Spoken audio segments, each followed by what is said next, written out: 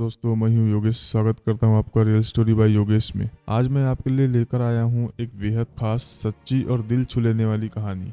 एक माँ की जिसने अपने बेटे की मौत के बाद अकेले ही अपनी ताकत से पूरी समाज को बदलने की ठानी। यह कहानी हिम्मत, संघर्ष, न्याय और एक माँ की अटूट प्यार की कहानी। तो चलिए शुरू करते हैं इस सफर को, जिसमें आपको सुनने को मिलेगा दर्द, बदला और उम्मीद की नई किरणें। क्या आप तैयार हैं? तो चलिए कहानी को शुरू करते हैं। दोस्तों, इस कहानी में बताई गई घटनाएं और पात्र वास्तविक जीवन के प्रेरणा से लिए गए हैं, लेकिन कहानी को सुनने वाले अनुभव को बेहतर बनाने के लिए कुछ विवरण में बदलाव किया गया है। हमारा उद्देश्य केवल मनोरंजन और जागरूकता फैलाना है। यदि कोई पात्र या घटना किसी वास्तविक व्यक्ति से मेल खाती है तो यह सिर्फ संयोग है। कृपया इस कहानी को सुनते समय सम्मान और संवेदनशील बनाए रखें। तो चलिए शुरू करते हैं आज की हमारी कहानी। सुबह होते ही गांव में खबर फैल गई, रोहित नहीं रहा। मीना जो हर रोज मंदिर जाने से पहले बेटे को उठाती थी, आज उसके सबके पीछे बैठी है बिल्कुल चुप। लोग आए, सांत्वना दी, कुछ रोए, कुछ फोटो लेने लग गए, पर मीना वो एकटक बस रोहित की तस्वीर देखे जा रही थी। उसकी आंखों में आंसू नहीं निकल रहे थे, बस सन्नाटा था। उसने अपने बेटे की डेड बॉडी के पास बैठकर एक वचन लिया, तेरे खून का एक एक कतरा मैं गिनूंगा बेटा, और हर कतरे का हिसाब लूंगी। उसी शाम मीना ने पहली बार मंदिर नहीं जाकर खुद अपने आंगन में दिया जलाए, पर वो दिया पूजा के लिए नहीं था, वो बदले की ज्वाला थी। मीना ने रोहित की फोन उठाया। लॉक तोड़ने में उसकी पड़ोसी किशन ने मदद की। फोन में ईमेल्स, रिपोर्ट्स और रिकॉर्डिंग्स थी जिसमें खुराना का नाम बार बार आ रहा था। मीना अब सिर्फ एक माँ नहीं रही, वो एक जांच अधिकारी बन चुकी थी। वो जान गई थी कि पुलिस अब कुछ नहीं करेगी, कोर्ट भी समय लेगी, उसे खुद अपना रास्ता बनानी होगी। उसने गांव की एक पुरानी अलमारी खोली जिसमें उसके पति की बंदूक अब भी रखी थी। मीना ने कहा, अगर इंसाफ मांगने से ना मिले तो छीनना पड़ेगा। उसने पहला कदम उठाया। उन रिपोर्ट्स की कॉपी बनाकर कुछ पुराने पत्रकार दोस्तों को भेजी और जो रोहित को इज्जत करते थे। 2 दिन बाद पहली बार मीना ने शहर की तरफ कदम रखा। एक चैनल ऑफिस में पहुंच गई अपने बेटे की रिपोर्ट्स लेकर। एंकर हैरान था। एंकर ने बोला, क्या ये सब सही है? मीना बोली, सही तो नहीं है, लेकिन मैंने बेटा खोया है, इसीलिए मैं ये सब कर रहा हूँ। अगले दिन चैनल ने स्टिंग ऑपरेशन ऑन एयर कर दिया। खुराना के खिलाफ पहला वार। वो तिलमिला उठा, लेकिन जानता था मीना को कोई सीरियसली नहीं लेगा। वो बस एक बूढ़ी औरत है, पर यही उसकी सबसे बड़ी गलती थी। मीना अब चाल चल चुकी थी, खेल शुरू हो चुका था, और ये वो खेल था जिसमें जीतने के लिए उसे सब कुछ हारना मंजूर था। खुराना गुस्से में था। उसने अपना आदमियों को बुलाया और कहा, उस औरत पर नजर रखो, मुझे उसकी सारी हरकत की खबर चाहिए। मीना को इस बात का अंदाजा थी। वो अब सुरक्षित नहीं थी, पर वो डरी नहीं। उसने एक पुराना कैमरा निकाली जो कभी रोहित ने इस्तेमाल किया था और घर के बाहर लगा दिया।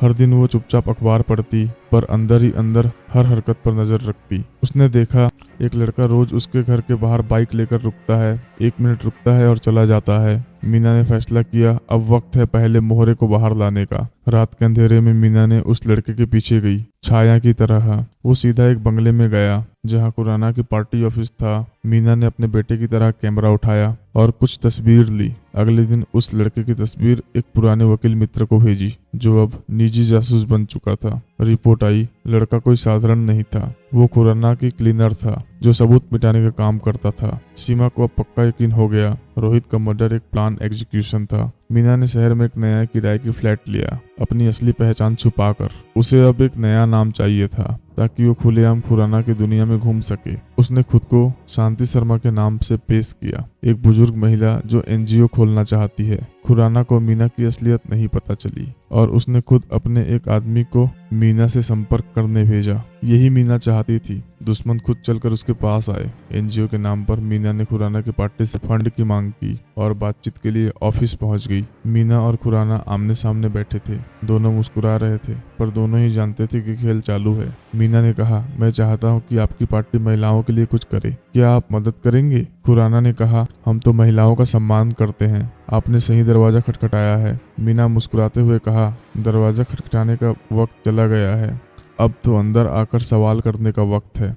खुराना चौंक गया, उसे कुछ अजीब लगा, पर मीना फिर से मुस्कुरा दी जैसे कुछ हुआ ही नहीं। मीना उस ऑफिस से बाहर निकली, पर अब उसके पास एक पेन कैमरा था जिसमें कई नेताओं की बातचीत अब रिकॉर्डिंग हो चुकी थी। मीना ने उस रिकॉर्डिंग को एक स्वतंत्र ऑनलाइन मीडिया प्लेटफॉर्म में भेजा और वो रिकॉर्डिंग वायरल हो गया। और उस प्रोफाइल का नाम था अदृश्य माँ। उस वीडियो में दिखाया गया था कि कैसे खुराना महिलाओं के नाम पर पैसा लेता है, पर असल में उन्हें इस्तेमाल करता है। वीडियो ने हलचल मचा दी। चैनलों में चर्चा, सोशल मीडिया में तूफान। खुराना को पहली बार डर लगने लगा। आखिर ये अदृश्य माँ कौन है? उसने अपने लोगों से कहा, इसकी पहचान करो, चाहे जो भी हो जाए। पर अब तक मीना अपनी अगले प्लान के लिए काम कर रही थी। उसका अगला निशाना था एक मंत्री। खुराना के एक करीबी मंत्री की कार पहाड़ी रास्ते से नीचे गिर गई और उसकी मौत हो गई। पुलिस ने कहा, ये सिर्फ एक्सीडेंट है। खुराना को ये सुनकर शौक हुआ। वो सोचने लग गई, क्या आखिर ये अदृश्य माँ की काम था? खबर तेजी से फैली, लेकिन मीना ने कोई प्रतिक्रिया नहीं दी।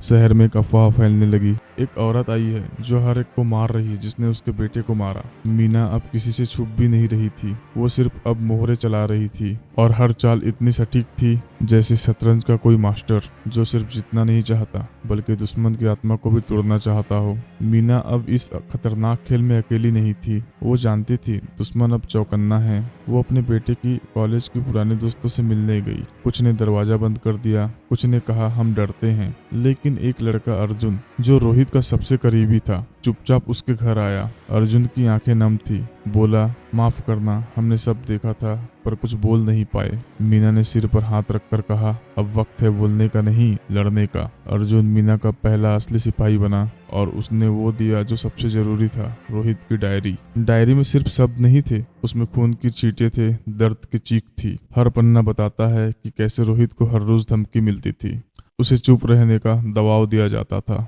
मीना एक एक शब्द पढ़ती रही और हर लाइन के साथ उसकी आंखों में आग बदलती रही।